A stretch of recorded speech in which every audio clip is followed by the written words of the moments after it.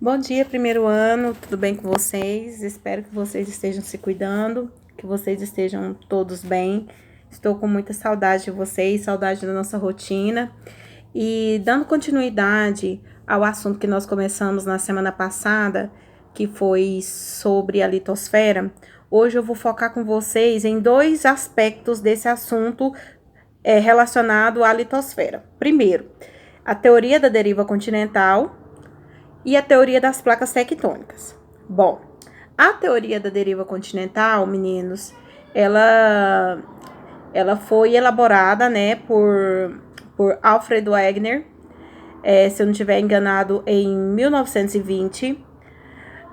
Wegener elaborou essa teoria porque ele acreditava que num passado distante, há mais de 200 milhões de anos atrás, todos os continentes estiveram unidos em um único continente, a chamada Pangeia, certo? Então, se perguntar para vocês no que consiste a teoria da deriva continental, é isso, ou seja, que num passado distante, há mais de 200 milhões de anos atrás, né, todos os continentes estiveram unidos em um único continente chamado de Pangeia.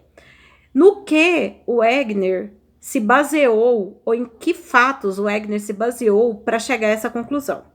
Primeiro fato, primeiro aspecto que eu quero trabalhar com vocês é a questão que a costa, né, sul-americana, precisamente a costa brasileira, ela se encaixa, né, na costa sul-africana, certo? Há um encaixe perfeito dessas duas partes. Ou seja, provando que esses continentes, eles se movimentam. Não um movimento de aproximação, nesse caso, um movimento de separação. Outros indícios muito fortes, indícios muito fortes que provam que a teoria da deriva continental ela é verdadeira, é a questão que tanto o continente africano quanto o continente sul-americano, eles possuem praticamente os mesmos biomas e os mesmos climas. É o que a gente chama de evidência paleoclimática, certo? E outra coisa também é a questão de fósseis, né? Fósseis de animais foram encontrados partes no continente sul-americano e partes no continente africano, provando que houve uma separação do continente africano do continente sul-americano. Então, essa teoria é a teoria da deriva continental. Outra teoria muito importante que vocês têm que ficar atento é a teoria das placas tectônicas, ok? As placas tectônicas, elas são partes da crosta terrestre. Ou seja, a litosfera, ela não é contínua. A litosfera, essa camada de rocha, ela tem partes, ela tem fragmentos. Ao todo, são 13 partes, são 13 placas tectônicas. E essas placas tectônicas, elas se movimentam porque abaixo dessas placas tem a astenosfera, que é uma camada fluida. É como você jogar um isopor em cima de uma piscina. O isopor, ele vai se movimentar de acordo com a movimentação das águas. Por quê? Porque as placas tectônicas, elas se movimentam devido a estar, né, em cima de um líquido, ok? Então,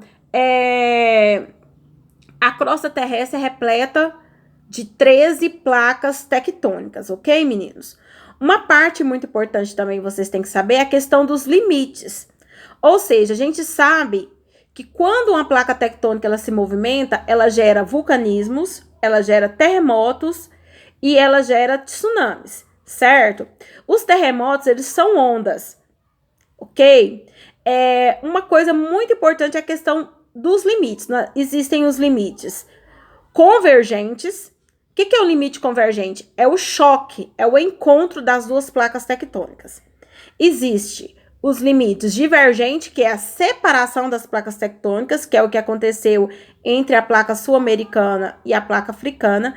E existem os limites transformantes, que é aquele limite que uma placa fica deslizando em cima da outra, causando tremores. Os limites convergentes, os exemplos mais comuns que a gente pode dar é o surgimento das grandes cordilheiras de montanhas, como a Cordilheira do Himalaia, a Cordilheira dos Andes. Por quê? Porque ao se chocar as duas placas tectônicas, uma placa passou por baixo da outra e só ergueu a primeira placa. Então, limite convergente, geração de cadeia de montanhas. Limite divergente é a separação dos continentes.